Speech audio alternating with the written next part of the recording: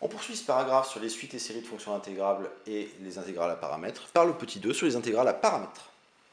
Nous allons avoir une propriété qui s'appelle le théorème de convergence dominée à paramètres continus. Donc on va voir que l'énoncé, la démonstration sera exactement la même que celle du théorème de convergence, enfin plutôt va se ramener au théorème de convergence dominée grâce à la caractérisation séquentielle de la limite. Et on verra un exemple d'application. Donc évidemment les hypothèses vont être très proches, mais je vais voir apparaître pour la première fois une fonction qui est de deux variables. Donc je prends A et I, deux intervalles de R. A qui appartient soit à A, soit qui est une borne de A, éventuellement infinie d'ailleurs. Et je prends F, une fonction de deux variables, où la première variable qui est dans A, je vais l'appeler X, et celle qui est dans T, qui est dans I, je vais l'appeler T. Une fonction de deux variables alors dans le cas. Je suppose que quel que soit T, donc je fixe un T dans I et je regarde la limite quand X tend vers A de F de XT, ça va tendre vers une fonction L de T. Deuxièmement, pour tout x dans A, la fonction qui a t donne f de xt est continue par morceau sur i, ce qui va espérer de nous donner un sens à l'intégrale sur i de f de xt dt. Pas dit encore qu'elle soit convergente, mais cette intégrale sera convergente grâce à l'hypothèse 4 qui sera l'hypothèse de domination. La troisième hypothèse, c'est que la fonction qui a t donne l de t doit être continue par morceau sur i. Et l'hypothèse importante, l'hypothèse de domination, il existe phi une fonction intégrable telle que pour tout xt dans a croix i, le module de f de xt est plus petit que phi de t. Là encore, ce qui est important, c'est que la domination, je n'oublie pas le module, et je domine par quelque chose qui ne dépend pas de x. Ma fonction phi ne doit pas dépendre de x, mais la fonction phi doit être intégrable. Et la conclusion du théorème, c'est que la fonction qui a t donne L de t est intégrable, et que l'intégrale sur i de f de xt dt va tendre, quand x tend vers a, vers l'intégrale sur i de L de t dt.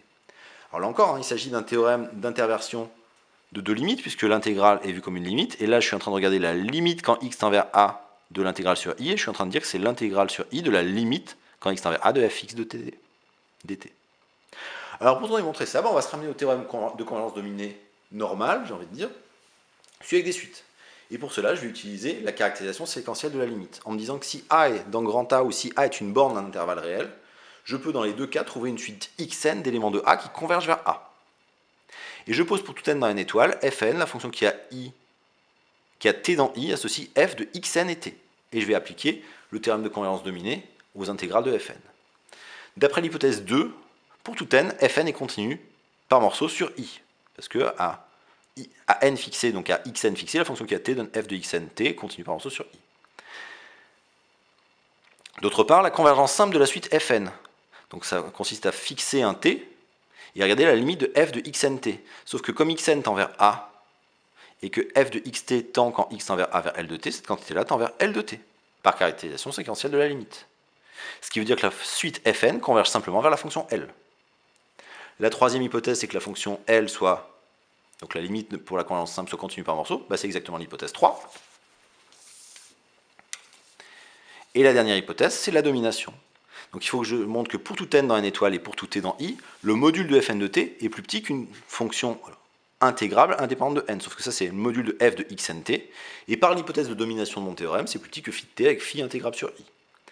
Donc par théorème de convergence dominée, la fonction qui a t donne L de t est intégrable sur i, et l'intégrale de fn de t dt va tendre quand n tend vers l'infini vers l'intégrale sur i de L de t dt. Mais, donc ça c'est l'intégrale de f de xn t dt, qui tend vers l'intégrale de L de t dt. Mais par caractérisation séquentielle de la limite, comme pour toute suite xn qui converge vers petit a, l'intégrale de f de xn t dt tend vers l'intégrale sur i de L de t dt, la caractérisation séquentielle de la limite me donne bien que la quantité là, quand je mets un x au lieu d'un xn, tend quand x tend vers a vers l'intégrale sur i de L de t dt, ce qui termine la démonstration de ce théorème. Un premier exemple d'application, qui va me servir de fil rouge dans tout ce petit 2, c'est la fonction qui a deux variables, x et t, alors x sera dans R plus et t dans 1 plus l'infini, qui a xt associe exponentielle de moins xt sur t au carré. Et on va s'en servir dans un premier temps pour regarder la limite quand x tend vers plus l'infini de l'intégrale sur 1 plus l'infini de f de xt dt. Alors je vais essayer d'appliquer le théorème de convergence dominée à paramètres continus. Donc je fixe un t plus grand que 1 et je regarde la limite de f de xt quand x tend vers plus l'infini. Comme là j'ai l'exponentielle d'une quantité qui tend vers moins l'infini, ça tend vers 0. D'autre part, à x fixé, la fonction qui a t donne f de xt, c'est une fonction qui est continue, même pas par morceau, qui est continue tout court sur 1 plus l'infini, comme quotient de fonction continue dont le dénominateur ne s'annule pas, le t étant plus grand que 1.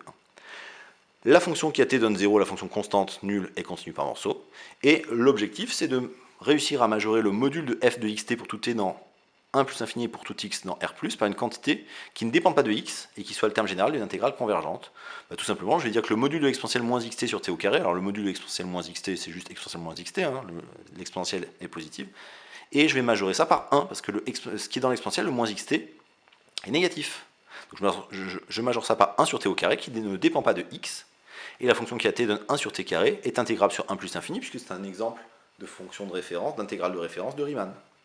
Donc par théorème de convergence dominée à paramètre continu, pour tout x dans R+, la fonction qui a t donne f de xt est intégrable, donc l'intégrale a une limite. Donc ça c'était juste une conséquence de l'hypothèse de domination, comme dans le théorème de convergence dominée.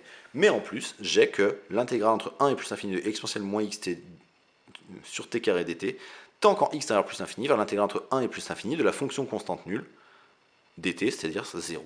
Et donc j'ai trouvé la limite quand x tend vers plus infini de l'intégrale de f de xt dt en rentrant la limite quand x tend vers plus infini sous l'intégrale. Grâce à l'hypothèse de domination, j'ai pu rentrer cette limite sous l'intégrale et la limite quand x tend vers plus infini, c'était 0.